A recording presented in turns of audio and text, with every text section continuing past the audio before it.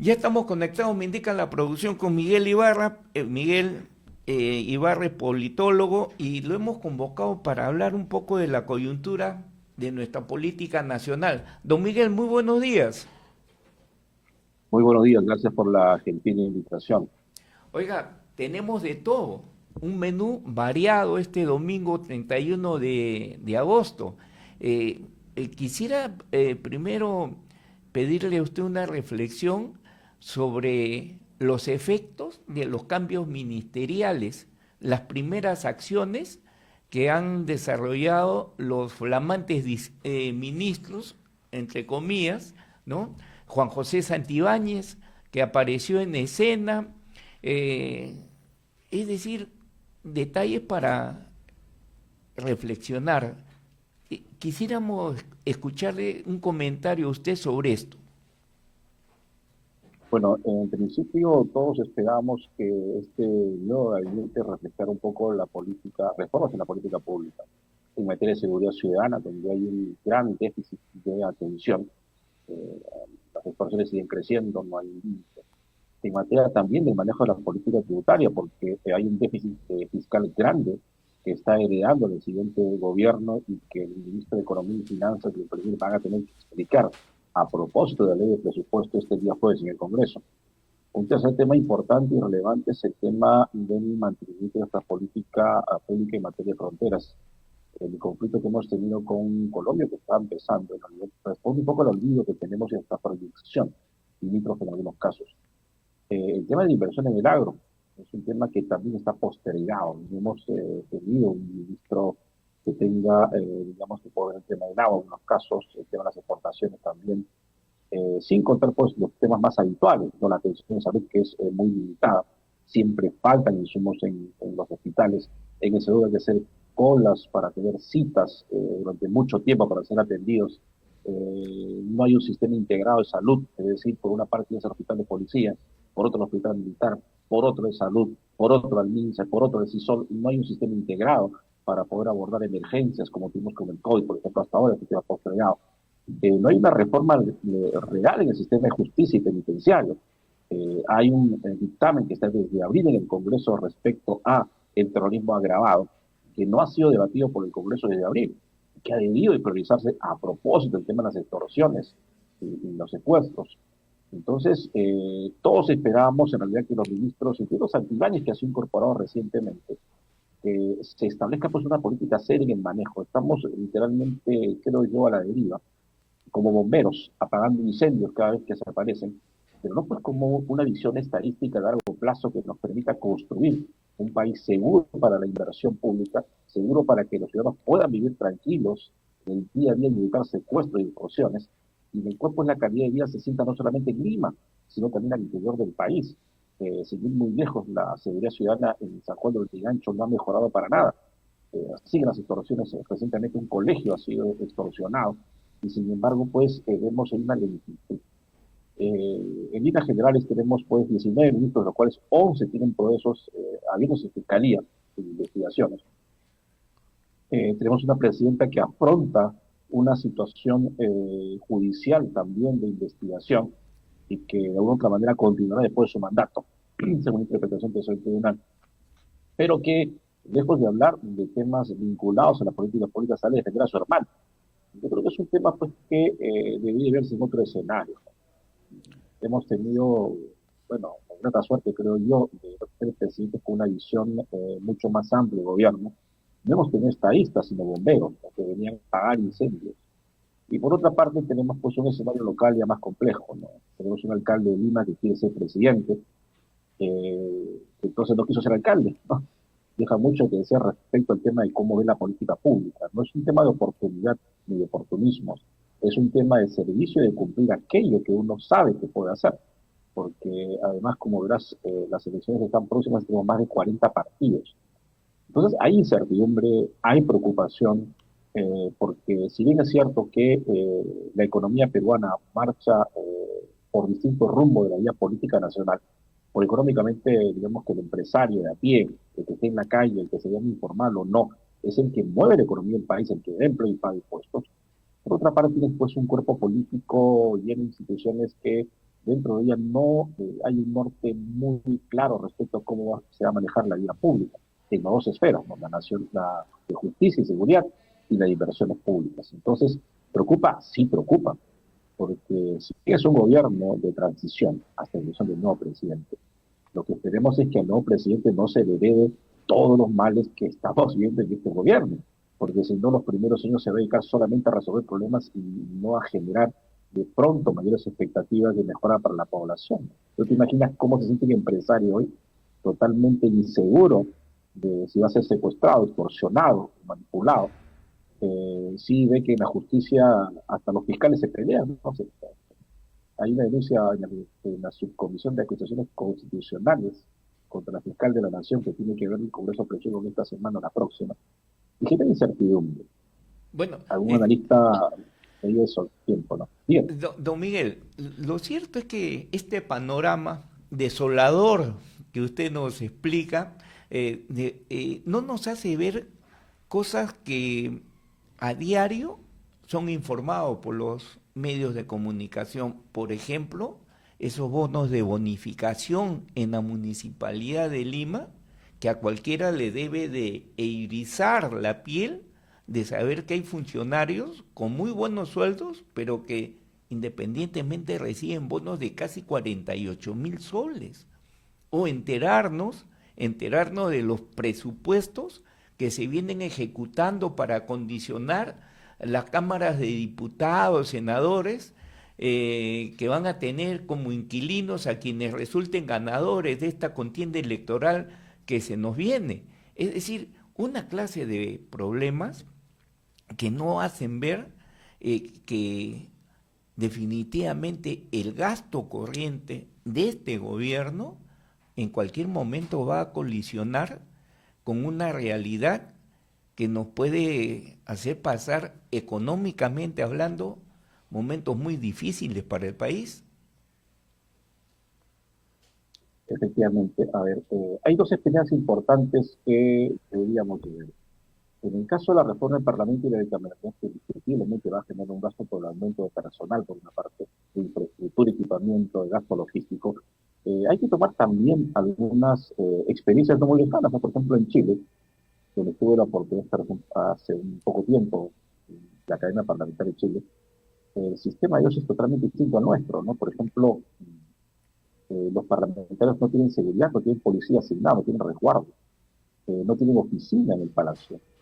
Ellos perciben una dieta, bien, tienen un personal asignado de no más de 3 personas, por una parte, están prohibidos de presentar leyes declarativas, por ejemplo, y tienen un régimen distinto al nuestro, mucho más austero, sin dejar evidentemente que tiene instituciones, con menos, digamos, de beneficios que tienen, digamos, los parlamentarios peruanos.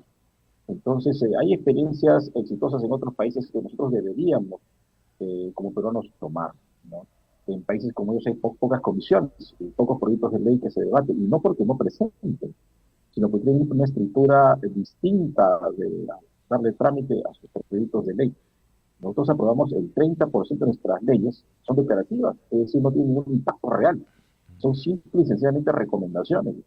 Entonces, de una otra manera, no sé si una falta de respeto a la población o una medida populista para resolver un problema que sabemos que no está en la cancha del Congreso, porque todo aquello que genera gasto está en cancha del Ejecutivo, no está en potestad del Legislativo. Entonces, una forma de decirle a alguien, he resuelto tu problema con una ley que crea una universidad, que crea una vía, un puente, es falso. Yo creo que hay un tema por resolver. Tenemos demasiadas comisiones de trabajo, además, y es en el Congreso, y una gran cantidad de presupuesto. Los parlamentarios tienen hasta 7 personas a su cargo. Demasiado. Cuando teníamos la Cámara de Diputados y Senadores, recuerdo, en los 80, los parlamentarios no tenían más de 3 personas asignadas a su cargo. Un asesor, una secretaria y un auxiliar. Tienen 7. Es impresionante. Entonces, sin contar evidentemente que también hay una carga de personal que no es del servicio parlamentario en el Congreso y que corresponde a la organización parlamentaria. Bueno, pero son formas, estimo que deben de corregirse. Y a propósito de eso, antes que me olvide, el Congreso de la República acaba de iniciar el debate de los reglamentos de la Cámara de Senadores y Diputados. casualmente para ver los procedimientos, porque a veces hay debates insulsos con leyes que en realidad no tienen ningún beneficio. Y respecto a las dietas, o bonos extraordinarios que reciben los trabajadores, yo creo que ahí existe, pues, no sé si un despilfarro, por decirlo muy libremente, a título personal lo digo, sino como una medida que debería ser adecuadamente justificada. No está mal que un funcionario, que digamos hace un gran aporte a la gestión pública, que ocupa más horas de labores resolviendo problemas en el día a día, tenga pues un reconocimiento. Nadie está en contra, creo, de eso. ¿Entiendes? Que esto sea una política pública, ¿no? Y que todos los meses esté permanentemente asignando bonos, o inclusive estos no estén debidamente justificados. Mm. Ahora, don Miguel, ya el Poder Ejecutivo, me parece, remitió el presupuesto general de la República 2026, el proyecto, al Congreso de la República, donde deberá ser debatido. Y ¿Cierto? este presupuesto general de la República 2026 asciende a 257.562 millones de soles. Y vemos que en relación al año pasado se ha incrementado 2.2%, ¿ok?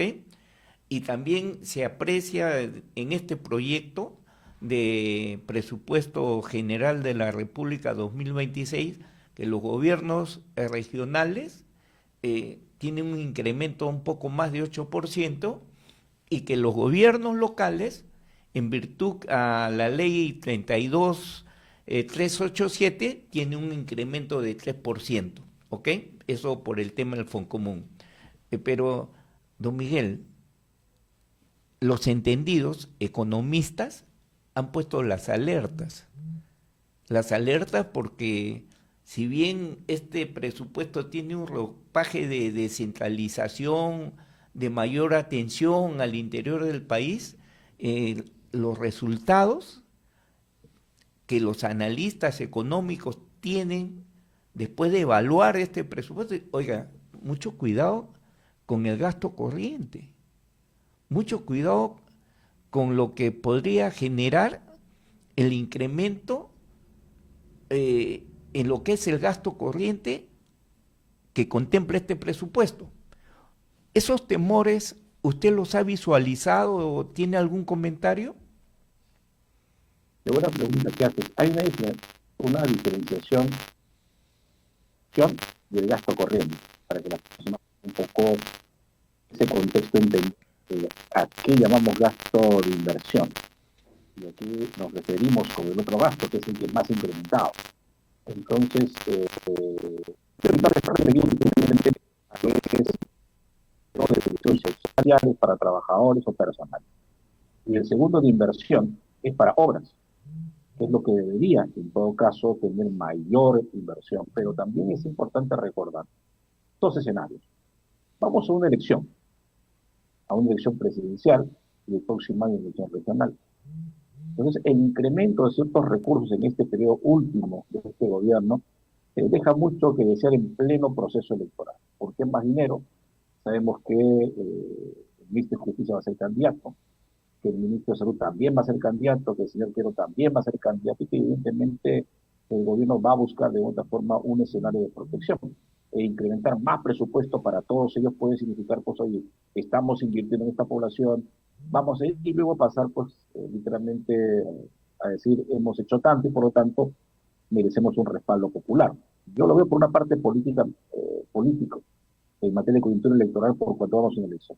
Lo segundo es una total irresponsabilidad de incrementar gasto en virtud del déficit fiscal que tenemos. El Consejo Fiscal ha establecido que se está gastando demasiado dinero en algunas obras o beneficios que están perjudicando el presupuesto nacional. Y concretamente se refiere, por ejemplo, en el caso del Congreso, con todos los aumentos, incrementos que ha habido que están de alguna manera dilapidando la caja. Y es algo que el Premier y el Ministro de Economía van a tener que sustentar este día viernes, porque tú sabes que el Congreso, el Ejecutivo presenta 3 proyectos de ley: el de presupuesto, el de equilibrio fiscal y el de endeudamiento. Son 3 iniciativas que presenta. El de presupuesto es el que más genera, digamos, interés porque es la inversión en cada gobierno local. de equilibrios financieros y que nos interesa y de déficit fiscal, porque necesitamos saber con cuánto nos estamos endeudando y cuánto le dejamos al gobierno que viene. Entonces, sí preocupa lo que tú mencionas, evidentemente, porque los entendidos en materia presupuestaria saben perfectamente que esto puede debilitar la política pública el año que viene, porque el sueldo de los policías, la gasolina de los patrulleros, los hospitales se pagan con dinero que proviene de los recursos públicos y de la recaudación. Entonces, no es que yo voy a despilfarrar la caja y meter los informes y regresamos a los fines de los 80 como con el APRA y no tenemos fondos, ¿no? Entonces el país se ha caracterizado en la región por tener estabilidad.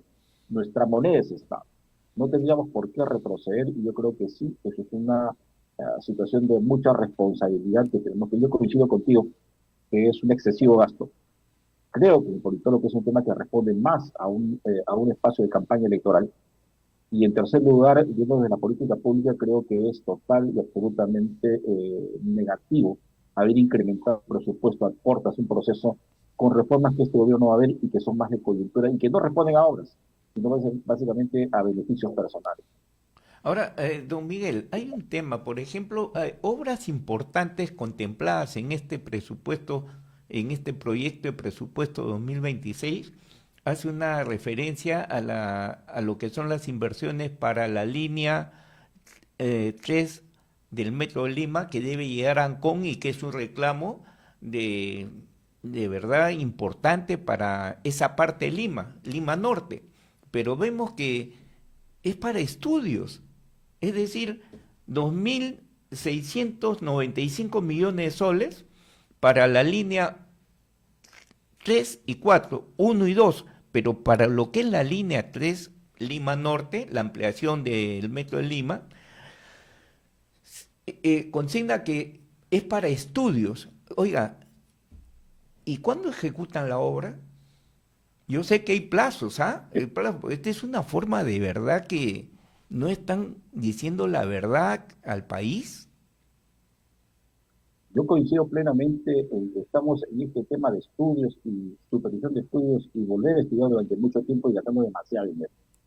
Eso demuestra en principio la ineficiencia total de algunos funcionarios del Estado, no digo de todos porque siempre hay gente muy pro y muy buena en este escenario, que no termina de establecer, digamos, el informe técnico previo a la ejecución de la obra, porque para eso es básicamente. Entonces, sí preocupa porque políticamente es bastante dinero el que se está invirtiendo. Con una obra que no la vas a ver en el corto plazo, la vas a ver en el mediano o largo plazo. Pero alguien está ganando, o sea, una constructora está ganando dinero por esto. Y hemos, pues, lamentablemente hay que decirlo, visto que este gobierno en particular ha estado vinculado a ciertas empresas y también lo estuvo Odebrecht en su momento con los anteriores presidentes que están presos, y se de paso investigados, por este tema de consultorías, millonarias, ¿sí? También no hablamos de pequeñas consultorías, sino millonarias como este caso. Entonces, ¿cuántas consultorías más tiene que esperar el Estado para hacer proyectos y proyectos para ejecutar obras? Es un tema también que nos preocupa. Y si fuera así, entonces, ¿para qué contratamos técnicos en el Estado? ¿Para qué tengo yo tanto técnico contratado con un gran sueldo para que no sea capaz de hacer una evaluación respecto a un proyecto grande para el país? Toca pensar, entonces. Y yo coincido contigo en esta preocupación que hace unas semanas que he tenido por eso, respecto al tema de que hasta cuándo más vamos a esperar en este tema de proyecto tras proyecto. Y pareciera que se ha vuelto una especie de caja chica, porque recuerda que esto también se ve en las municipalidades, también se ve en los gobiernos regionales, ¿no? No estamos en contra de que se planifique adecuadamente la ejecución de una obra para evitar el gasto, pero resulta que cuando termina un estudio y este no se ejecuta y pasan 2 años, hay que actualizarlo, porque ya los precios han cambiado. Y hay que volver a hacer los estudios para actualizar los costos. Y así estamos año tras año, y los peruanos estamos siendo víctimas, digamos, no sé si del engaño, pero sí de la incompetencia de algunos funcionarios que hacen un buen trabajo para una consultoría, pero después no se ejecuta. Entonces, hemos gastado millones en eso y la Contraloría debería dar un informe sobre eso, en una cantidad de proyectos de inversión que finalmente no se ejecutan. Yo le preguntaría al Contralor General de la República cuánto ha hecho por evaluar esto. O sea, cuántas consultorías más tiene que esperar el Estado en todo nivel, nivel local, nivel regional, nivel estatal, para que se ejecuten obras. Yo creo que también es un tema que habría que preguntar al Contralor. De verdad que sí, ¿ah? De verdad que sí. Don Miguel, yo me quedo con lo último, ¿ah? Le digo, el país está siendo sometido a una falsa expectativa que guarda este presupuesto 2026. Y ya los analistas económicos están advirtiendo que mucho cuidado con la caja fiscal. Pero en fin. Don Miguel, le agradezco su participación. Muy amable. Gracias a usted y esperemos pues que este jueves, que el presidente Premier, tanto el Congreso como él, puedan un poco transparentar esto. No podemos heredar del gobierno que vea quien sea que fuere déficit, no una pésima política monetaria y finalmente que el país, con todo lo que ha logrado, esté pues reduciendo su nivel de inversión y de trabajo porque la inversión privada genera. Gracias. Un drama. Muy buenos días, don Miguel Ibarra. Muchísimas gracias.